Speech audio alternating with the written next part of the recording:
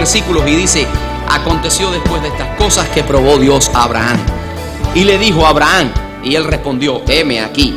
Y dijo: toma ahora a tu hijo, a tu único Isaac, a quien amas, y vete a tierra de Moriah, y ofrécelo allí en holocausto sobre uno de los montes que yo te diré. Y Abraham se levantó muy de mañana, y enalbardó su asno, y tomó consigo 2 siervos suyos, y a Isaac su hijo, y cortó la leña para el holocausto, y se levantó y fue al lugar que Dios le dijo. Al tercer día alzó a Abraham sus ojos y vio el lugar de lejos. Entonces dijo Abraham a sus siervos: esperad aquí con el asno, y yo y el muchacho iremos hasta allí y adoraremos y volveremos a vosotros. Y tomó Abraham la leña del holocausto y al muchacho y la puso sobre Isaac su hijo, y él tomó en su mano el fuego y el cuchillo, y fueron ambos juntos, o sea, al monte Moriah. Para no ser recurrente en el tema, ya habíamos visto toda la importancia que tiene el libro de Génesis para el pueblo de Dios y para todo aquel que quiera tener un conocimiento del origen de todas las cosas. Bueno, pues les recomendamos el libro de Génesis, porque ahí vamos a encontrar el origen de muchas cosas. De hecho, la palabra Bereshit quiere decir en el principio, el comienzo, el origen. Esa es la palabra hebrea con la cual comienza el libro de Génesis. Estuvimos viendo esta importancia, y estuvimos viendo también algunos temas que se describen en el libro de Génesis, doctrinales, de suma importancia para el estudiante de la Biblia, porque ahí estamos viendo la doctrina del hombre, la doctrina del pecado, estamos viendo la previsión del Redentor, del Mesías prometido. En el Génesis capítulo 3, versículo 15, se nos habla del plan de redención, de la profecía mesiánica, y estamos viendo también los pactos que Dios establece con la nación que posteriormente Él iba a levantar de los lomos de Abraham. O sea, que Él iba a hacer de Abraham un hombre con una descendencia próspera, abundante. La promesa implicaba que como la arena del mar y las estrellas que están en los cielos, nadie puede contar las estrellas que están en los cielos, excepto Dios, que tiene conocimiento de cada una de ellas, pero nosotros nos es imposible contar la arena del mar y las estrellas. Así que en ese pacto estaba relacionado Abraham, y es el patriarca con el cual nosotros estamos tratando como personaje fundamental del texto que nos ocupa en esta mañana. Así que vimos a Abraham, el cual Dios le da una promesa en su hijo Isaac, en el cual iba a tener una gran descendencia próspera, y en la cual iba a hacer nacer también su pueblo Israel, en el cual traería al Mesías, y posteriormente iba a traer la iglesia, que iba a hacer también luz a las naciones y ser la encargada de llevar el plan de salvación. Así que Abraham ahora en este momento está imbuido en una situación bastante compleja, que nos deja un poco desconcertados cuando comenzamos a leer la palabra, porque de pronto vemos que el Dios que le prometió a Abraham un hijo y que lo trajo de forma milagrosa, de forma sobrenatural, porque recuerden que Abraham era un anciano, y recuerden que su esposa también era una anciana, pero que además su esposa era estéril, y ahora de pronto Dios le da la posibilidad de tener en su vejez un hijo, el hijo de la promesa, que ellos habían abrazado con mucho gozo, con mucha alegría, con mucho regocijo. Y sin embargo ahora Dios le dice: bueno, pues quiero que sacrifiques a ese hijo, quiero que me lo entregues en holocausto. Estuvimos viendo como primer elemento cómo descodificábamos el heme aquí del patriarca, ¿no? Antes de entrar en la prueba. ¿Por qué Abraham, antes de saber lo que Dios le iba a pedir? Porque déjeme decirle que no sabía. Cuando nosotros comenzamos la lectura, lo que vamos a encontrar es a Moisés introduciendo el tema. Moisés es el que está diciendo: aconteció después de estas cosas. Fue el que escribió los primeros 5 libros de la Biblia. Aconteció después de estas cosas que Dios probó a Abraham, pero Abraham está ajeno a todo lo que está pasando. Y cuando Dios le dice, entre el diálogo, y dice: entonces dijo Dios a Abraham, y dice Abraham: heme aquí. Y ese heme aquí tenía fuertes implicaciones, aunque sabemos que era una forma común de responder en el Medio Oriente. Heme aquí, como nosotros decimos hoy: dime qué cosa, qué pasa, aquí estoy presente. Bueno, en el Medio Oriente era: heme aquí, así se respondía. Y lo que quería decir era: estoy disponible, estoy dispuesto a asumir tu voluntad, estoy a la orden, mándame, porque tu siervo escucha y obedece. Eso es lo que Abraham está queriendo decir. ¿Y por qué? Bueno, vimos los temas, que era porque Abraham está consciente de la soberanía de Dios. Abraham está consciente que Dios puede llamarlo cuando Él quiera, a la hora que quiera y como Él quiera. Y él debe, como buen soldado de Jesucristo, decir: yes, sir, aquí estoy, a la orden, Señor. y también él sabe que Dios llama, y cuando Dios llama, él tiene todas las cosas muy bien planificadas y de una manera coherente, organizadas. Así que Dios no está llamando a una persona de una manera regada o improvisada, sino que lo tiene todo bien planificado, aunque en nuestras mentes parezca que no podemos definir bien el plan de Dios. Recuerden que los proyectos de Dios son mucho más altos, sus caminos son más altos, y nuestros pensamientos muy diminutos, muy pequeños, muy ínfimos comparado con los pensamientos y la mente de nuestro Dios. Así que Abraham dice: estoy convencido del amor de Dios, sé que Dios me ama y que su amor no me vaya, y que su amor por mí es grande y no me va a llevar lejos, que no me pueda alcanzar ese amor. Así que por eso puedo responder: heme aquí. Estoy confiando en su amor y estoy confiando en la coherencia de sus planes, que él sabe lo que hace en todo momento. Y entonces entramos ya en el tema de la prueba, y yo creo que es el punto que vamos a compartir en esta mañana acerca de la prueba, cuando Abraham es probado. Y vimos lo que significaba la palabra prueba. La palabra prueba es la misma palabra para tentación, tanto en el vocablo griego como en el vocablo hebreo. Nosotros hacemos diferenciación entre pruebas y tentaciones porque hemos aprendido a definir como las tentaciones como las que vienen del diablo y las pruebas las que vienen de Dios.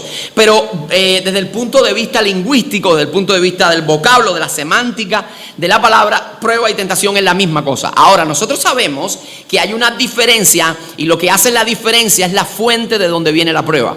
Eso es lo que marca la diferencia. Cuando la prueba procede de Dios, tiene una finalidad loable. Cuando la prueba o la tentación viene del diablo, es la fuente que la genera, es el diablo, pues la finalidad es destrucción y es inmoralidad.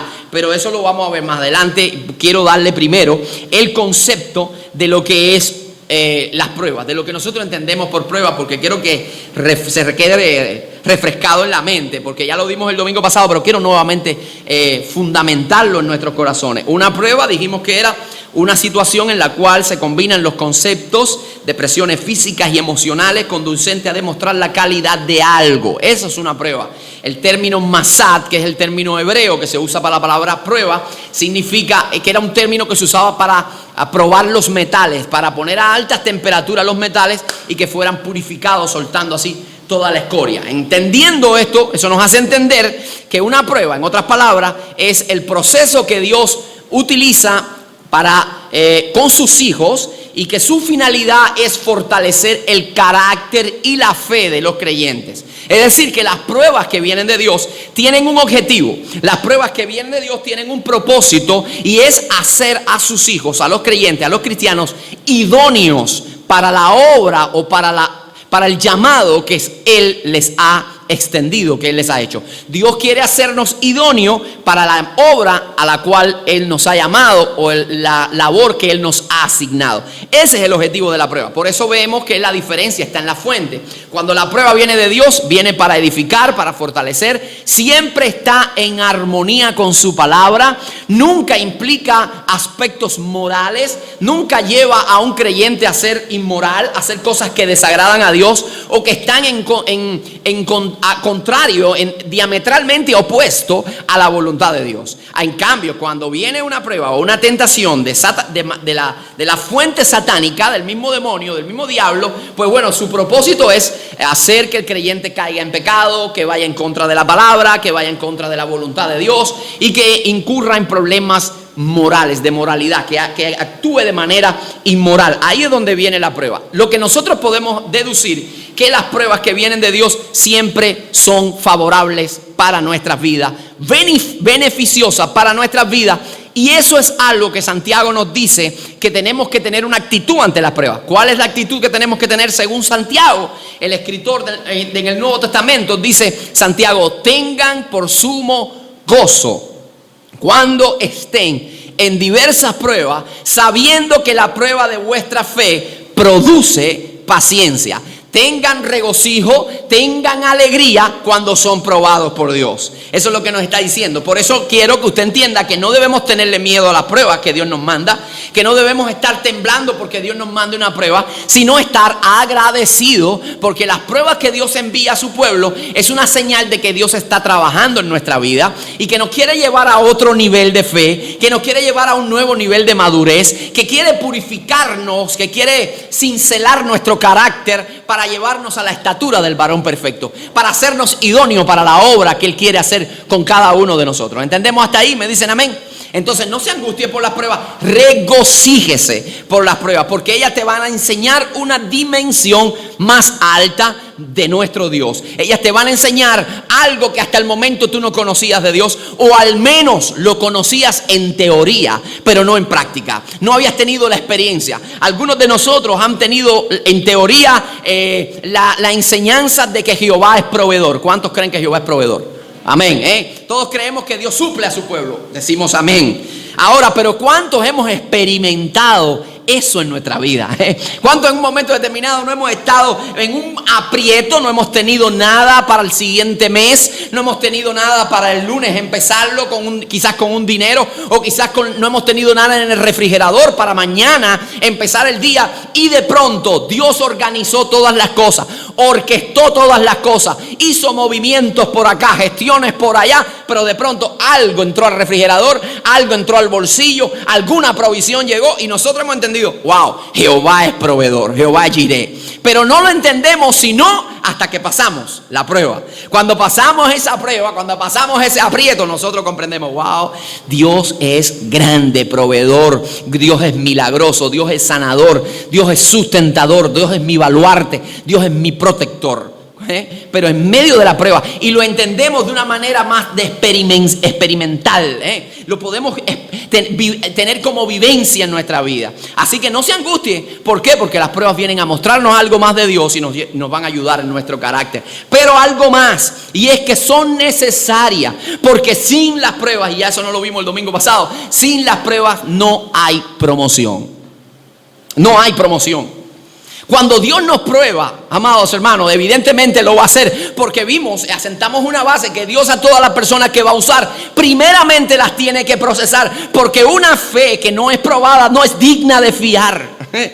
Porque un carácter que no ha sido pulido no se puede confiar en él. Así que Dios dice: te voy a meter en el crisol, te voy a poner en el horno de la prueba. ¿Para qué? Para que tu fidelidad sea firme, para que tu carácter sea firme. Porque tengo pensado llevarte a otra área, tengo pensado llevarte a otro nivel, pero no te voy a llevar a ese nivel si antes no te pruebo.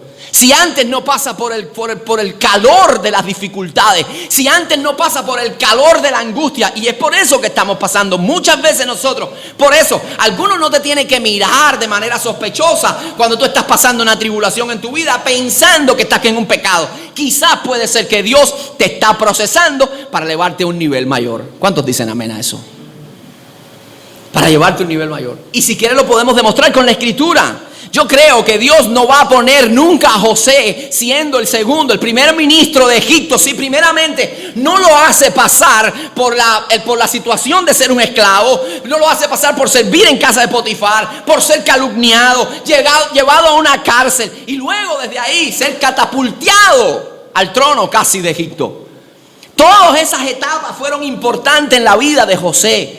Todas esas etapas fueron necesarias en la vida de José. Yo no digo que Dios quiso que los hermanos lo vendieran, pero Dios usó a que los hermanos lo vendieran. Yo no digo que la mujer de Potifar se le metiera a José entre ceja y ceja, pero Dios hasta usó eso para llevarlo a la cárcel, porque en la cárcel tenía lecciones para él.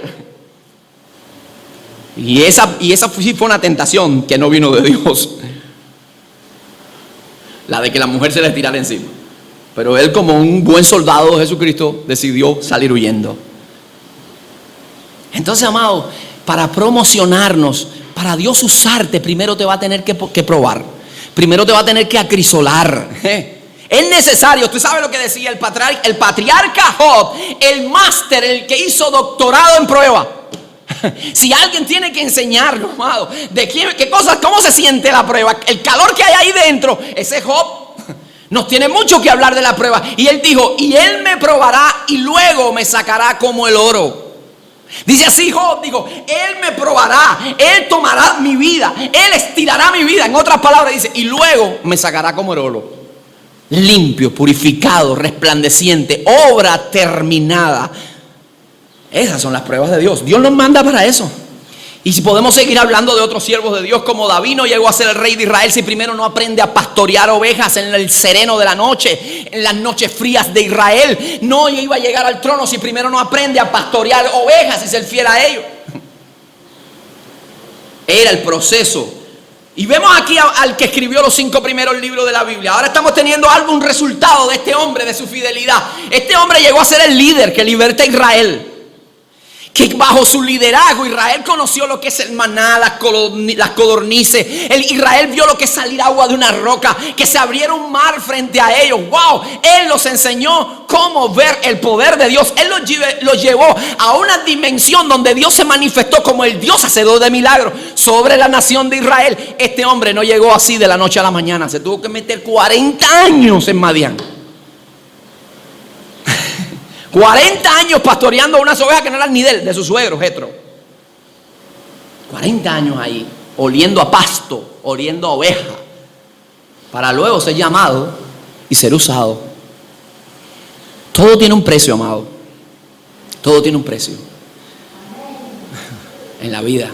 Por eso hay veces vemos gente que en cierta ocasión están viviendo algún desahogo y decimos, pero qué bien. No, esa persona no cayó ahí por osmosis.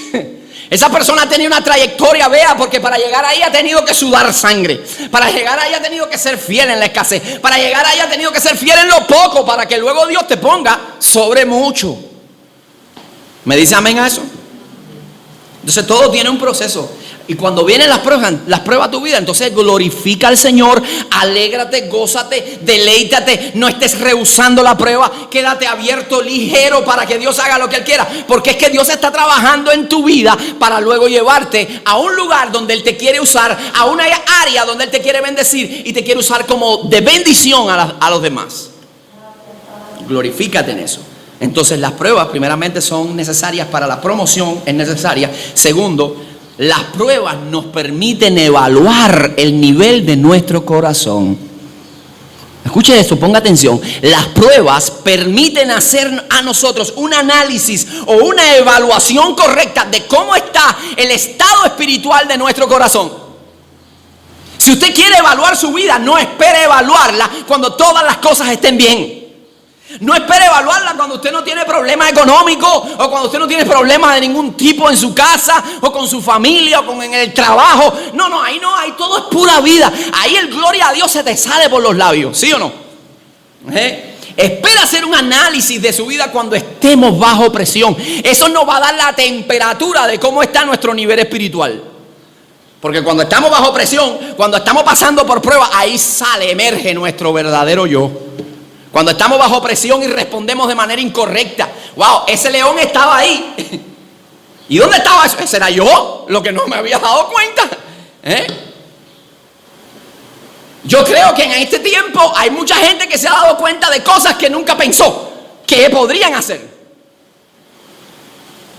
Y si en un momento determinado usted, en un momento de crisis, de escasez, donde no hay nada, donde se mira por un lado y no hay nada, donde se mira para el otro y no hay nada, donde todas las estanterías están vacías, donde ningún viandero tiene nada, y usted dice, wow, y se desespera y pierde la fe y se amarga. Usted tiene un problema de incredulidad, hay un problema serio de incredulidad. Su fe no está firme en Dios. Esa prueba nos llevó a hacer un análisis. Wow, estoy mal, estoy en terapia intensiva, necesito una transfusión de sangre de Cristo ahora mismo. Necesito que se me levante. Necesito que el Espíritu Santo tome control de mi vida. Porque estoy mal, estoy grave, en estado crítico. Si en un momento de escasez hay gente que yo no digo que aquí lo haya habido en la iglesia, gracias a Dios, no. Pero hay gente que tú lo ves, tengo 3 tickets, tengo 4 tickets, tengo 5 tickets. Y piensa nada más en ti. Tú tienes un problema, tú eres acaparador, tú tienes ambición en tu corazón, tú eres avaricioso. Porque te llevaste 3 tickets, te llevaste todo el papel sanitario. El que vino después de tú no pudo. Y si el que vino después de ti era hermano de la iglesia, hay un problema ahí.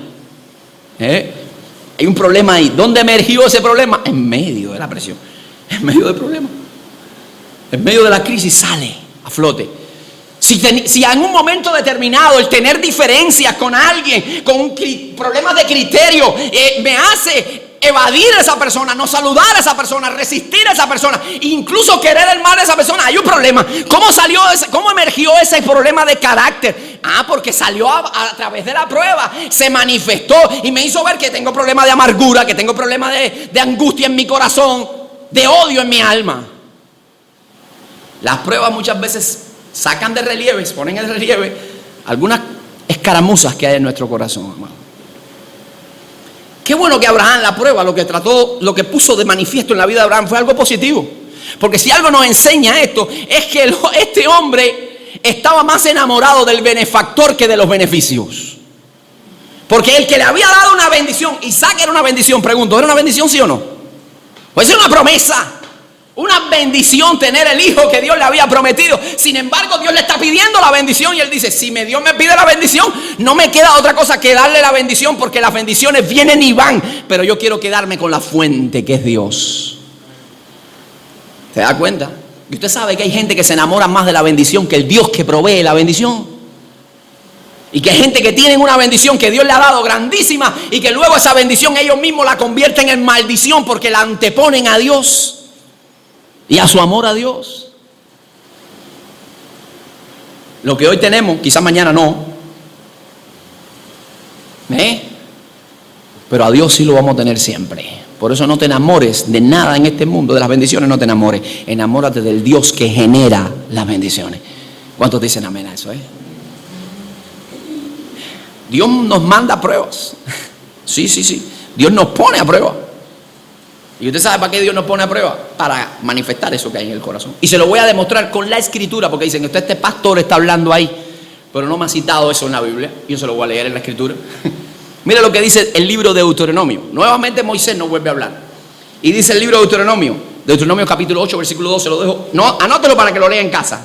Yo se lo leo aquí ahora. Dice, y te acordarás de todo el camino por donde te ha traído Jehová tu Dios estos 40 años en el desierto. Escuche, ¿para qué? Dice, para afligirte, para probarte, para saber lo que había en tu corazón, si habías de guardar o no sus mandamientos. En estos 40 años Dios te puso allí, ¿para qué? Para afligirte, para probarte, para saber lo que había dentro de tu corazón, si habías de guardar sus mandamientos o no. Ahora pregunto, ¿tenía que saber Dios eso? ¿Tenía que pasarlo Dios para saberlo? No. Dios sabe todas las cosas. Dios conoce todas las cosas. Los evangelios dicen que Él conocía lo que estaban pensando los hombres, lo que había en el corazón de los hombres. Muchas veces los fariseos estaban pensando una cosa y ya Jesús le estaba respondiendo, oye, tú dices esto porque... Y ellos se quedaban. Dios lee nuestros pensamientos. Usted sabe que Dios lee las líneas de nuestro pensamiento. Se asustaron, Tú que estabas pensando ahora algo en las musarañas. No, yo también pienso, yo veo las musarañas y me asustan las cosas que pienso. Dios lee nuestros pensamientos. Él sabía cómo reaccionaban ellos y cómo iban a reaccionar no solamente la semana que viene, de aquí a 5 años. Él sabía cómo iban a reaccionar. Lo que Dios estaba utilizando todas esas circunstancias para demostrarle a ellos mismos. Porque Dios necesita demostrarnos a nosotros mismos, porque hay veces nosotros mismos somos engañados, caemos en nuestras propias redes, en nuestras propias trampas de la religiosidad, de que decimos, no voy a hacer tal cosa, yo no haría tal cosa. Y cualquiera de nosotros puede hacer cualquier cosa, lo más horrendo, si no está aferrado a Dios. ¿Sí? ¿Están de acuerdo? Fíjese si es así, que lo voy a demostrar nuevamente con la Biblia. Pedro dice, yo voy contigo. Pedro, el gallo va a cantar y tú me vas a negar. No, Señor, no. Yo no puedo hacer eso. No. El gallo cantó y Pedro lo negó. Y Pedro se dio cuenta en ese momento. Entonces, amados, las pruebas muchas veces sacan eso que hay en nuestro corazón. Así que son una materia prima necesaria en las manos de Dios para moldear nuestra vida. Él conoce mi camino, decía Job. Él conoce mi camino. Me probará y saldré como el oro. Saldré como el oro, purificado, renovado, limpio. Ahora, ¿cuál es la finalidad de la prueba? ¿Cuál es la finalidad de la prueba? Ya sabemos que la prueba viene para promoción. Sabemos que la prueba también es necesaria para sacar lo que hay en nuestro corazón. Número 2, la finalidad de la prueba siempre será darle gloria a Dios.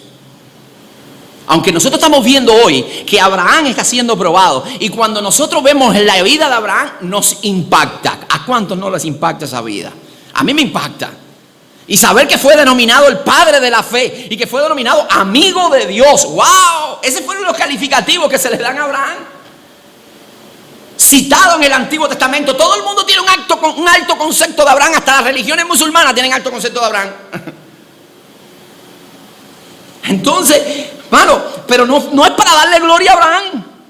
Después que Abraham pasa esa prueba y que la pasa satisfactoriamente, porque evidentemente él lleva a su hijo, y aquí lo leímos y por eso le dejé de tarea, y toma el fuego y la leña y el cuchillo, lo levanta al punto de casi descuartizarlo. Abraham aprobó ese examen y lo pasó satisfactoriamente, 100 con asterisco. Salió bien. La gloria no es para Abraham. La gloria es para el Dios que lo ayudó incluso a pasar esa prueba. Porque esa prueba nos demostró la grandeza de Dios. Y en ese monte Dios le suplió el cordero para el sacrificio. En ese monte Dios estableció pactos con Abraham también. La gloria es para Él, que levantó a Abraham, que le dio hijo a Abraham, que le dio prole a Abraham, y que de Abraham levantó una nación. ¿Para quién es la gloria? No para el hombre. No era para que Abraham dijera: yo fui probado, yo fui procesado. No. Me procesó el Señor para usarme y ser de bendición a las naciones. Si hay alguien hay que aplaudir, no es a mí, perdónenme, están mirando a la persona equivocada. Es al Jehová de los ejércitos, el Rey de reyes y Señor de señores. Todas las pruebas vienen con ese propósito. Pablo y Silas estaban prisioneros en una cárcel allá en Filipos. Ahí estaban ellos, después de haber sido atormentados con flagelos sobre su cuerpo, después de haber sido acusados injustamente. Ellos comienzan a cantar a Dios, comienzan a adorar a Dios, comienzan a orar, a clamar al Señor, y Dios se manifiesta. Y aquella prueba sirvió para que el nombre de Dios fuera exaltado. Porque ¿cómo terminó el escenario? El escenario terminó con un carcelero confesando a Cristo, con su familia viniendo a los pies de Cristo, y los presos recibiendo el testimonio a través de los cánticos y las oraciones, y viendo el poder de Dios manifestándose. ¿De quién es la gloria? ¿De Pablo y Silas? No, Pablo y Silas fueron instrumentos. La gloria fue para Dios. La gloria es para Dios. Cuando Pablo estuvo prisionero en cárceles y estuvo una buena parte de su vida preso, eso fue para la gloria de Dios, no porque Pablo era un bárbaro, porque en medio de esas prisiones pudo escribir cartas que forman casi la mitad del Nuevo Testamento. No. ¿Quién lo inspiró? ¿Quién lo iluminó? ¿Quién le dio revelación? Fue Dios. La gloria es para Dios. Aún mismo Pablo reconoce eso, amados. Usted sabe lo que dice el apóstol Pablo cuando él escribe a los cristianos de Filipos, capítulo 1, versículo 2, Pablo dice: porque todas las cosas que yo he pasado, todas las cosas que yo he vivido, han cooperado, han redundado para el progreso del evangelio. En otras palabras, Pablo está diciendo: es para que la gloria de Dios sea manifestada. Y usted sabe cuántas cosas pasó Pablo, amado. Yo le voy a dejar de tarea, pero usted anótenlo allí. Segunda de Corintios, capítulo 11, versículos 23 al 27. No tengo tiempo para leerles todo lo que pasó Pablo, pero ahí pasó presiones, naufragio, acusado, flagelado, apedreado, de todo, abandonado, todo. Pero todo eso dice para que la gloria de Dios sea manifestada, para que el nombre de nuestro Dios sea exaltado sobre todas las cosas. Para eso vienen las pruebas. ¿Y cómo se pasan las pruebas? Y ese es un cuarto punto que tenemos. ¿Cómo se pasan las pruebas? Yo creo que si sabemos que vamos a ser probados, si ya evidentemente usted y yo vamos a ser probados, tenemos que saber cómo vamos a transitar esa prueba, ¿sí o no? ¿Cuántos quieren saber eso? A ver si nos da tiempo. Yo creo que para saber cómo se transita en medio de las pruebas. Y Abraham nos está arrojando luz de cómo se debe caminar, cómo se debe transitar cuando tú y yo estamos siendo probados. Teniendo en cuenta de que Dios nos va a probar porque nos va a usar, porque nos va a perfeccionar, porque va a hacernos mejor. Es el alfarero que nos tiene en sus manos y nosotros somos la masa de barro. Y Él quiere terminar la obra, Él quiere hacernos un producto terminado. Bueno, pues sepamos cómo tenemos que actuar en medio de esa prueba. En medio de esa prueba, lo primero que tenemos que actuar es en obediencia. Repita conmigo: obediencia. Repite un poquito fuerte: obediencia. Ahora dígale que está al lado: obediencia es la clave. ¿Cómo se transita en la prueba? En obediencia. Oye, amado hermano, era fuerte la prueba que Dios le estaba pidiendo a Abraham. Y que se podía entender, no la podemos entender. Yo no puedo entender, trato de darle por acá, de darle por allá, trato de buscar por aquí, pero yo no entiendo, tratando de ponerme en las sandalias de Abraham, ¿cómo se puede entender tal cosa? Pero hay cosas que nosotros no estamos llamados a entender, sí a obedecer. Y Abraham dijo, no me voy a poner a dilucidar cosas con Dios ahora, no me voy a poner en un careo con Dios, no voy a poder estarle buscando la pelusa, la contrapelusa, simplemente voy a obedecer a Dios. Aunque no lo entienda, aunque no sepa por qué, aunque no tenga todas las cosas claras, aunque no tenga la lectura bien clara del contexto en que vivo, yo obedezco a Dios. Y así lo hizo. Y obedeciendo a Dios transitó satisfactoriamente la prueba, amado. ¿Por qué suspendemos cuando pasamos prueba? Ay, pero ¿por qué me pasa esto? Ay, ¿por qué? Ay, ¿por qué? ¿Y por qué a mí? ¿Y por qué yo? ¿Y qué yo que estoy haciendo esto? ¿Y por qué me pasa esa cosa? Pues a mí todo me pasa mal. Oye, tranquilízate. Porque no eres tú el único que le pasan mal las cosas. A muchos nos pasa mal. Las pasamos mal, a muchos nos pasan situaciones difíciles. Simplemente sigue obedeciendo a Dios. Sigue obedeciendo a Dios. Gedeón no podía entender que con un grupo de 300 hombres pudiera enfrentarse a una batalla con un ejército. Eso no se entiende. Eso no cabe en el raciocinio humano. Eso cabe en la mentalidad de Hollywood, que te pone efectos especiales, la gente volando y todo eso. Pero en la vida real, si no está Dios, no hay negocio. Si no está Dios, no hay victoria. Entonces él decidió, en vez de sacar una concepción filosófica, decir, voy a obedecerte, Dios. Aunque no lo entienda, voy a obedecerte. Obedece al Señor y Dios le dio la victoria sobre Madián.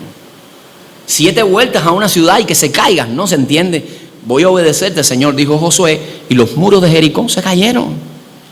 Hay momentos en que no entendemos, pero tenemos que obedecer a Dios. Segunda forma en la que se pasa una prueba es aferrado a las promesas de Dios.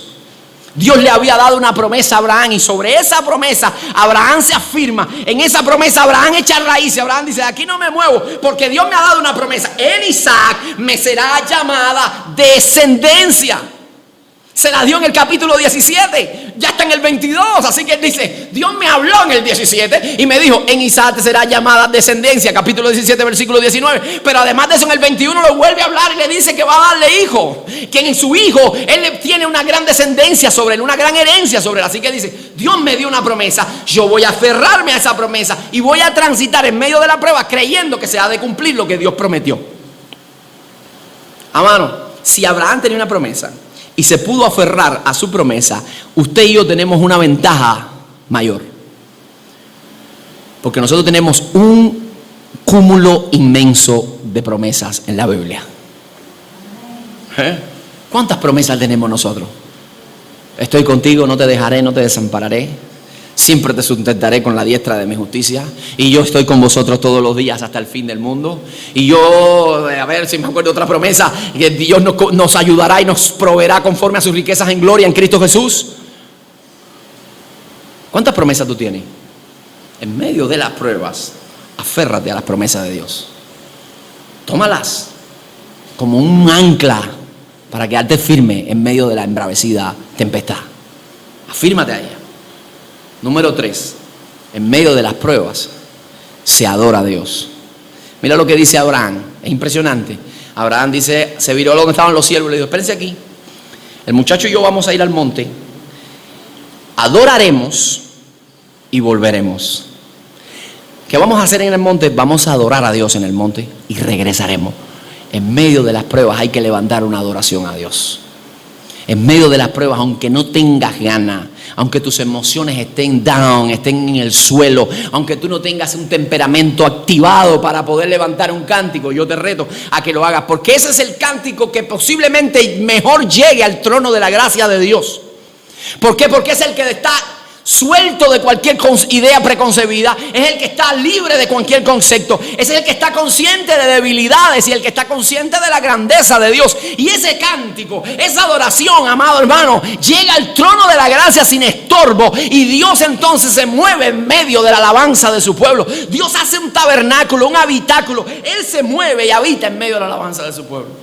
Por eso cuando estás pasando por prueba, es el momento propicio para levantar tus manos y adorar a Dios y clamar a Dios y darle una alabanza que perfume su trono. Amén. Es en medio de las pruebas. Pablo y Silas, ¿dónde están presos y qué están haciendo? Adorando a Dios. El mismo Job, habíamos dicho que era el máster de las pruebas. El doctorado en prueba. ¿Usted sabe qué hizo Job? Puede leer el capítulo 1, versículo 20 del libro de Job. Y usted se va a encontrar que en ese texto dice que Job rompió su ropa, dolor que tenía, echó polvo sobre su cabeza, creo que rasuró su cabeza también, señal de duelo. Y dice, y adoró a Dios en medio del dolor. Perdió sus hijos, perdió sus posesiones, perdió su casa, perdió todo. Lo único que le quedó fue una esposa gotera, una esposa quisquillosa que le decía, muérete, ya tú no puedes más. Él estaba en el borde del precipicio y la esposa le estaba dando el impulso. Y unos amigos que también le injuriaban. Y Job, en medio de esa situación, levantó sus manos al cielo y adoró a Dios. En medio de tu prueba, de tu situación, adora, porque es terapéutico al alma. Pero además de eso, porque toca el corazón de Dios. Pues ya voy a terminar. Voy a darte 2 notas importantes ya para terminar acerca de la prueba. Número uno, cuando enfrentes una prueba, quiero que tengas presente una cosa. Cuando estés transitando por una prueba, si estás transitando ahora mismo por una prueba, si quizás la semana próxima te toca pasar por una, ten presente esto: la prueba tiene un final. Abraham dice, el muchacho iremos, adoraremos y volveremos. Dice, el muchacho y yo vamos a subir ese monte, vamos a adorar y vamos a regresar. Esta prueba tiene un final, dice Abraham. Yo no nací toda la vida para estar probado, yo no nací toda la vida para estar zarandeado, yo no me voy a quedar la vida entera en el polvo, dice Abraham. Dios me va a sacar afuera, Dios me va a sacar a la orilla. Entonces cuando tú estás pasando por una prueba, lo que tú tienes que tener presente es que esa prueba no es para toda la vida. Eso va a llegar al final. La travesía termina. Hay un final de esa prueba. Llevas 2 días, llevas 3 días, llevas una semana, llevas 1 año, 2 años, ok, lo que lleves, pero esa prueba termina. Así que quiero que estés tranquilo sabiendo que ella va a terminar. Y número 2, en el pico más alto de la prueba, ¿qué es lo que hay que hacer? Seguir hacia adelante. Nunca devolverse, seguir hacia adelante. Abraham, ¿cuál era el pico más alto de la prueba de Abraham? Ya con el cuchillo en la mano, amado. Eso sí es el pico más alto de la prueba. Con el cuchillo en la mano, y él siguió hacia adelante hasta que el ángel de Dios le dijo, detén tu mano y no hagas daño al muchacho, porque entiendo de que no me ha rehusado nada. No me ha rehusado nada. En el pico más alto de tu prueba, en el lugar más fuerte, en donde el calor es más intenso, no pienses en devolverte, no piensen en tirar la toalla, es seguir hacia adelante. Porque ¿sabes qué pasa? Que cuando más oscura está la noche es cuando más cerca está el amanecer. Quizás en el pico más alto es cuando la respuesta está al doblar de la esquina, está a la vuelta de la esquina, está ahí. La riqueza está ahí. Hace unos días vi un meme de eso que ponen en las redes. Interesante, habían 2 hombres cavando un hoyo en busca de unos diamantes.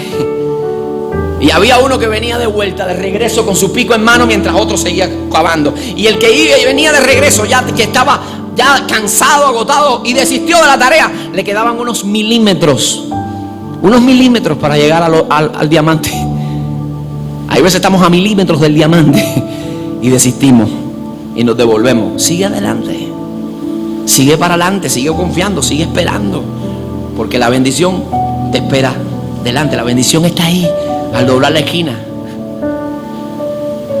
No piensen en devolverte, no piensen en tirar la toalla, no piensen en abandonar. El pico más alto de la prueba es el momento donde más agudo es el dolor. Como la medianoche para Pablo y Silas, Como cuando le dijeron a Jairo, cuando vino para que oraran por su hija, y le dijeron, no molestes más, que ya tu hija se murió. Ese es el momento más, el pico. Esa es la parte más intensa. ¿Y qué pasó? Siguieron creyendo, siguieron confiando y vieron al otro lado el milagro de Dios. La prueba que te toque pasar mañana, no sé si es mañana, no sé si es la semana próxima, no sé si acabas de pasar por una, no sé si estás pasando por una. Sigue hacia adelante aferrado a Dios, porque el amanecer está cerca, el triunfo está cerca, ya se pueden divisar los rayos del alba sobre tu vida. Y finalmente, amado, lo más impactante de este texto no es ni la prueba de Abraham, ni el mérito de Abraham. Lo que está pasando aquí, amado, lo que estamos viendo nosotros aquí hoy, es una obra en pequeña escala de una obra mucho mayor, unos 1200 años más adelante de este tiempo. Hay una obra terminada, la obra puesta en escena, cuyo protagonista es Abraham e Isaac. Fue una obra inconclusa, porque realmente no se sacrificó a nadie. Pero esta obra es una obra en tiempo real, donde no hay actores de riesgo, donde no va a haber dobles, donde va a ser en tiempo real, auténtico, en el Calvario, en el monte Calvario. Porque Abraham representa a ese padre y ese Isaac representa al hijo que iba a ser sacrificado por ti y por mí en esa cruz del Calvario. Esa obra que Abraham no terminó, se consumó en el Calvario hace más de 2000 años de nosotros. El Padre ofreciendo a su Hijo, porque de tal manera amó Dios al mundo que ha dado a su Hijo unigénito, para que todo aquel que en Él cree no se pierda, mas tenga vida eterna. Y ahí el mismo Isaac, porque tenemos que también ver la actitud de Isaac, porque Isaac se entregó voluntariamente, porque para este tiempo posiblemente ya tendría unos 20 o 25 años, contra un anciano de ciento y algo. Era fácil soltarse, irse. ¿Sabe cómo llaman los expertos judíos a este tema? La obligación de Isaac, porque él estaba asumiendo voluntariamente este acto. Posiblemente cuando él le está preguntando, Padre, ¿y el cordero? Es que él ya sabía que iba a ser él el sacrificio. Así que él se entrega voluntariamente, pero no es la gloria para Isaac, sino para aquel que también dice, fue obediente hasta la muerte y muerte de cruz. Así como Isaac tomó la leña, que él dice, tomó el madero sobre sí para clavar sobre ese madero nuestras culpas, nuestras transgresiones y despojar a los principados y a las potestades. Como no habló Isaac, dice la Escritura, que como cordero fue llevado al matadero, nuestro Señor Jesucristo enmudeció sin abrir su boca. La obra que Isaac no terminó, la terminó nuestro Señor Jesucristo para perdón de nuestros pecados, amado. Para darnos un camino nuevo y vivo. Para decirnos que aún en medio de la prueba, Él está con nosotros. Para decirnos que la situación más caótica, que era lo que nos separaba de Él, nuestro pecado, está resuelto en su persona y a través de su sangre. Entonces nosotros tenemos que convertirnos en proclamadores de esa verdad y disfrutar esa verdad al máximo, porque somos redimidos y comprados por la sangre del Cordero, separados para una eternidad de gloria en la presencia de Dios. Que vengan las pruebas, que Dios las envíe. Estamos asegurados para el reino, pero Dios no ha terminado su obra con nosotros. Nos quiere perfeccionar cada día para que seamos idóneos en la labor que Él tiene para cada uno de nosotros en esta tierra. Seamos obedientes y entendamos que una prueba no es una desgracia, sino una bendición que Dios nos está dando para crecer y para servirle de una mejor manera. Vamos a orar y pedirle a Dios que nos guíe.